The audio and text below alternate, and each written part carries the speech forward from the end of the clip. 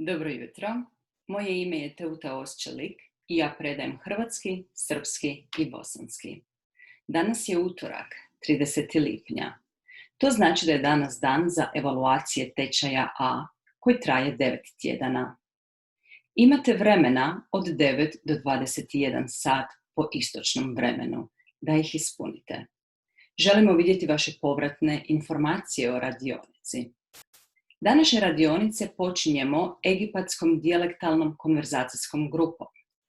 Popodne imamo kineski mahjong klub, kineski pjevački klub, rusku konverzacijsku grupu, te demonstraciju kako napraviti origami, koju će nam predstaviti japanska grupa.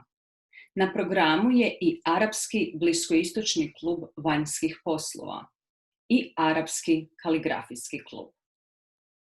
A kako bismo zatvorili večer zabavom, nudimo arapski glazbeni klub. Između mnoštva raznolikih događaja danas, molimo vas ne zaboraviti ispuniti evaluacije.